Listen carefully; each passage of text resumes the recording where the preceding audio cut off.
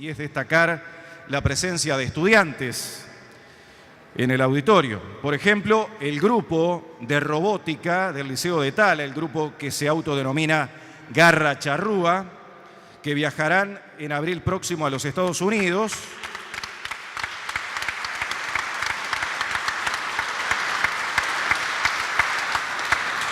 Van con una responsabilidad enorme, pero además ya otros grupos del Liceo de Tala han ganado por tercera vez el campeonato de la First League en Houston, Texas. Así que desde ya mucha suerte, chiquilines. Y también los acompañan alumnas y alumnos del Liceo de Solimar, el sexto de Ingeniería, que han construido cargadores de celulares a pedal, una creación propia.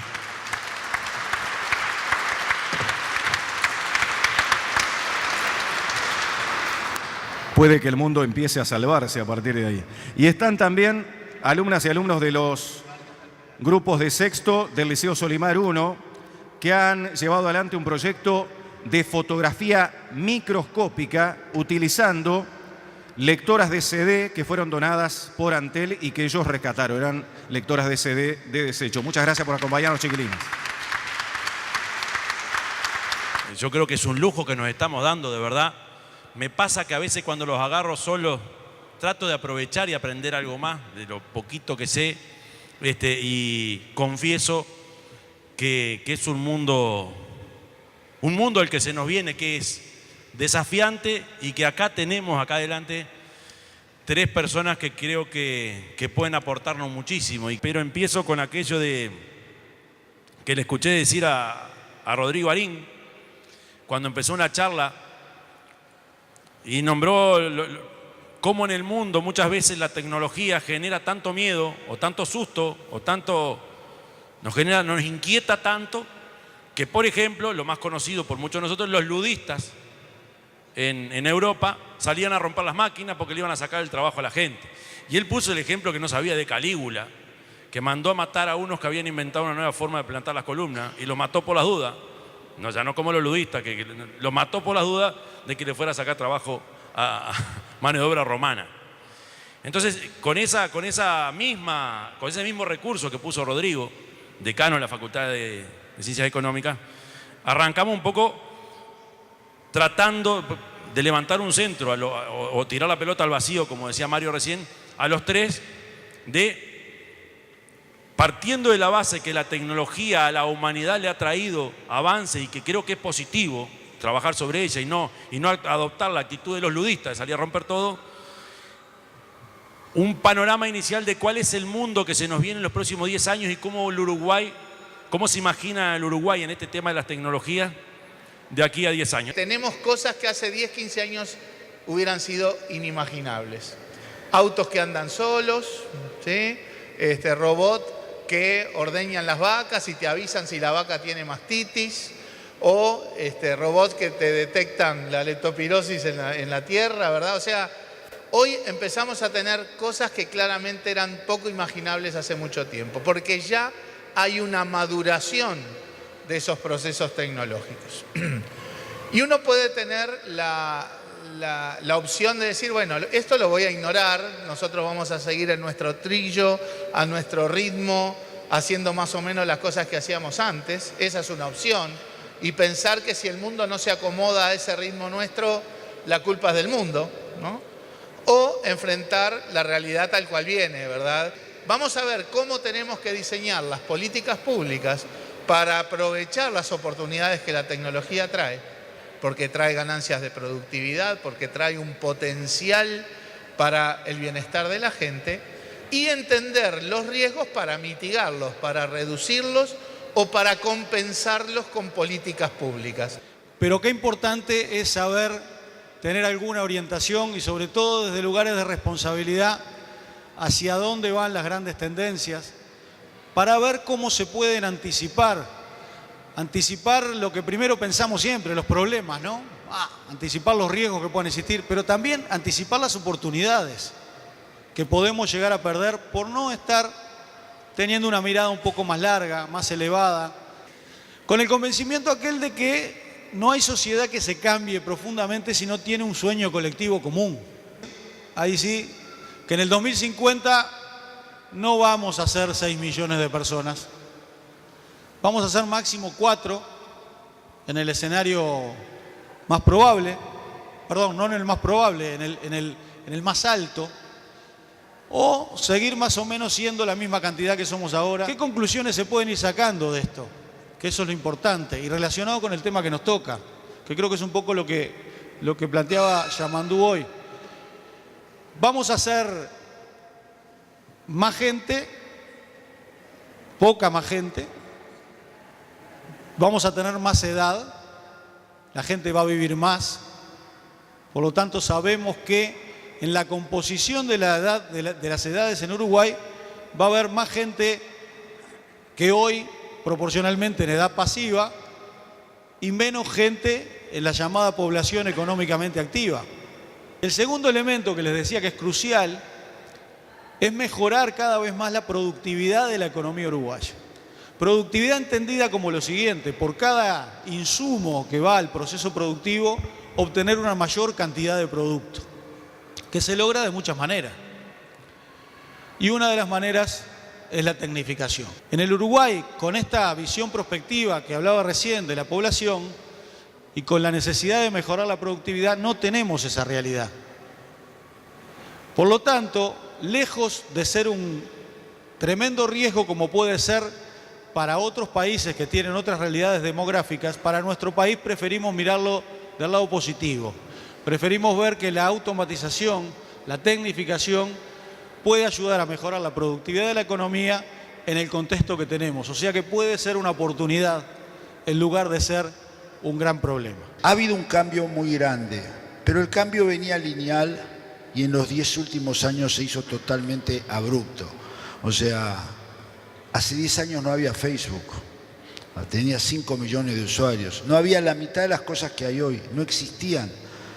Y ese cambio se generó del punto de vista tecnológico sobre bases diferentes. O sea, no es esta la primera vez que el mundo habla que se va a acabar el trabajo. Estaba el libro de Rifkin, estaba el libro de Toffler, La Cuarta Ola creo que se llamaba. Pero hubo un cambio muy grande en estos últimos años, y disculpen que me vuelva un poquitito técnico, es que la disponibilidad hoy de computación es infinita. Es infinita en cuanto a la capacidad de CPU y es infinita en cuanto al almacenamiento. Entonces, todos los procesos se pueden analizar de una manera distinta. Hace 40 años empezó la inteligencia artificial, pero no había las herramientas para llegar a este nivel que hay hoy. O sea, yo el año pasado una de las cosas que más me impresionó fue un partido de póker entre dos de los mejores jugadores de póker contra las computadoras. Y las computadoras ganaron blufeando, mintiéndole a los jugadores campeones de póker. Hoy la tecnología es distinta, hoy hay tanta información que entonces las computadoras estudian qué pattern se parece a una cosa. Y abre un mercado de automatización distinto, que yo soy optimista, ahora voy a explicar por qué, pero es diferente. No es la automatización anterior donde, bueno, había una máquina más eficaz para reducir un trabajo manual. Hoy hay una máquina más eficaz, o mañana, que puede leer mejor una placa de rayos que un médico. ¿Se conocen el chiste de que está un japonés y un americano en la selva y aparece un león? Y el japonés se pone los championes y el americano le dice: ¿qué vas a hacer? ¿Correr más rápido que el león? Le dice: no, voy a correr más rápido que vos. Y lamento mi visión un poco egoísta. Uruguay tiene un potencial de poder entender lo que está pasando y actuar. Nosotros tenemos que ser los que ayudamos a programar los robots y obviamente vamos a recibir robótica de terceros, pero tenemos fuerza humana o mano de obra calificada y tenemos que formarla y tenemos que desmistificar que esto es solamente para la élite. Esto es para cualquiera que lo hace. Nosotros hemos hecho una experiencia del Plan Ceibal con primaria este año. Tomamos casi 100 grupos donde les enseñamos pensamiento computacional en quinto y sexto escuela. Y el nivel de creatividad que tuvieron tanto docentes como niños fue fabuloso. O sea, esto es algo como saber leer y escribir. ¿Qué características tiene que tener el trabajador del futuro o el trabajador uruguayo en el año 2030?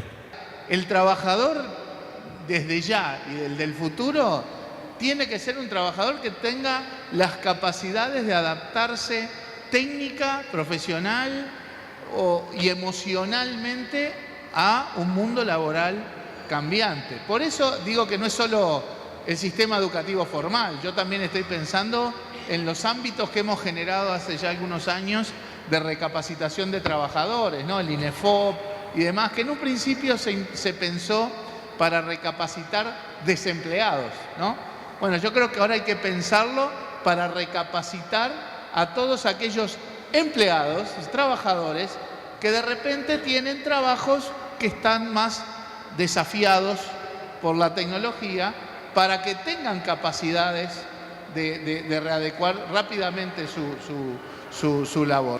Hay profesiones, no enteras, pero sí muchas tareas profesionales que las van a estar haciendo crecientemente los robots. Y entonces el rol que tiene un abogado, el rol que tiene un contador, el rol que tiene, va a ser otro. Es como el del docente. No va a tener que haber menos docentes, va a tener que haber docentes distintos. Como no va a tener que haber menos contadores o abogados, va a tener que haber contadores y abogados distintos, que le agreguen un valor diferente a esa actividad. Lo principal que tenemos que pensar es que hay que formar a un estudiante que sepa pensar y que sepa resolver problemas y que los problemas sean cosas que le atañen a él. El tipo de empleo hay que mirarlo desde la óptica del empleado y del empleador, porque nosotros vivimos pensando del lado del empleado, pero el empleador también va a ser distinto. Un empleador que tenga 20.000 ingenieros trabajando en Uruguay o en otro lado es totalmente distinto que un empleador que tiene 20.000 trabajadores rurales levantando fruta. Porque las relaciones de poder, porque las relaciones de negociación, porque todo eso es diferente y hay que planteárselo diferente. Hay trabajos que hoy tienen relaciones de trabajo distintas. Yo siempre cito el ejemplo, en el Plan Ceibal nosotros tenemos un convenio colectivo donde no hay horas extras, porque no podemos fijar horario. La gente puede llegar más tarde y se va más tarde, porque la gran mayoría de ese trabajo es técnico, ya sea docente o de hardware y de software, pero no podemos estar en un sistema que todos entran a una misma hora y se van a una misma hora, porque las horas de trabajo son distintas, porque la gente de repente se pasa un fin de semana trabajando y 2 días no viene. Obvio, eso no es aplicable a una fábrica que está produciendo un bien, es totalmente distinto, pero eso tenemos que poder entenderlo. El mundo cambió. Hoy hay las 5 empresas más grandes del mundo, que antes estaban las petroleras y otras, son empresas de aire, en el buen sentido de la palabra. Airbnb no tiene un hotel, Facebook no tiene un diario, Google no tiene ningún medio propio, Uber no tiene un auto. Los que están en más riesgo son aquellos empleos que tienen mayor cantidad de tareas repetitivas, por lo menos por ahora. Por lo tanto, todo lo que sea capacidad humana, capacidad de relacionamiento, de trabajo en equipo, de pensamiento crítico, de trabajar en equipo, de trabajar por proyectos, digo, son todas capacidades que son muy importantes a la hora de adaptarse para el mundo que viene. Uno de los conceptos que necesita el planeta llevar adelante es el concepto de economía circular. El desarrollo del capitalismo del último siglo, siglo y medio, que conocemos, y las últimas revoluciones industriales, trabajan sobre la concepción de la economía lineal. Esto es, se pone un insumo en un proceso productivo y se obtiene un producto. Y nadie pensó ni le importó, porque no estaba dentro del radar, qué iba a pasar con ese producto una vez que cumpliera su vida útil o fuera obsoleto. Y hoy en día millones de esos productos están ensuciando el planeta en los diferentes lugares. Muchos dicen que somos la última generación capaz de llevar adelante cambios que impliquen la reversión del proceso de cambio climático, de los límites planetarios, etc. Uno de los conceptos fundamentales es el concepto de economía circular. Y para ello hay que diseñar cada producto, cada proceso, desde comienzo, sabiendo a dónde va a ir a parar eso después. Porque nosotros estamos muy orgullosos de tener toda la reformulación de las relaciones laborales que se han hecho en los últimos 10, 15 años, basados en la negociación colectiva y en la sindicalización. Por algo el PIT-CNT hoy tiene 4 veces más de afiliados que hace 15 años, ¿sí?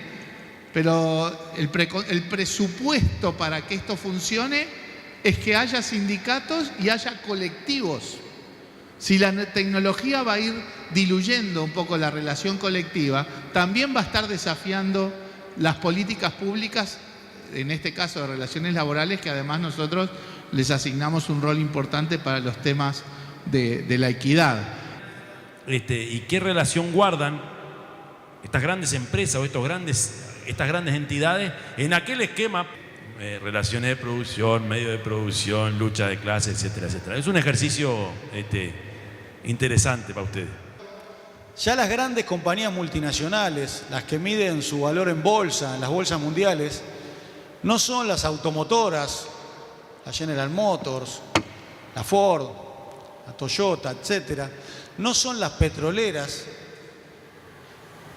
podemos nombrar varias, sino que hoy son las empresas tecnológicas. Constituye, especialmente en estos días y en estos tiempos que corren, una especial preocupación. Yo creo que tenemos que cuestionarnos seriamente en dónde radica el valor de estas compañías. Está muy bien la modernidad de estas compañías, está muy bien lo que han abierto de posibilidades para que nosotros, seres humanos, nos comuniquemos. Pero ¿en qué radica realmente ese valor de bolsa, ese valor por el cual hay gente que paga, compra y vende acciones de estas compañías a un valor alto? Radica básicamente en la información que de la que estas compañías disponen.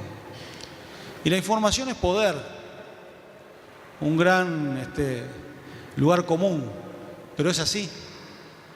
Y hoy en día nosotros somos todos usuarios de esas compañías y le estamos dando un montón de información valiosísima que termina siendo utilizada para fines que no quiero ni saber. Y el error más grave que podemos cometer es seguir analizando Facebook en el 2018 como la United Fruit en el año 50. O sea, yo creo de que la sociedad civil tiende a hacer un freno a muchas cosas que pasan, pero lo primero que tenemos que hacer es entender el problema. Digamos, en una campaña electoral se puede armar que de acuerdo a los gustos de cada uno de los que está conectado vaya el pedazo de discurso a favor o en contra del que vos querés impulsar. Eso es muy peligroso. Pero está, y eso no es que lo está organizando uno. La información está y la gente lo usa. Y hay que ser, de vuelta, suficientemente flexibles para entender que estos cambios que el mundo ha dado nos tienen que hacer repensar cuáles son los principios que defendemos. El de la equidad, el del acceso, el de la cultura, y cómo los defendemos, porque a veces no los defendemos cerrando los ojos. Tenemos que entender la dimensión y trabajar ¿para qué? Para que el robot esté al servicio del hombre, no en sustitución del hombre. En tu pregunta lo que está subyacente es cuánto de la visión marxista de estas cuestiones sobreviven o no. Y en el enfoque marxista vos tenías, bueno, la clave está en el desarrollo de las fuerzas productivas. ¿Eso cambia? No, no cambia.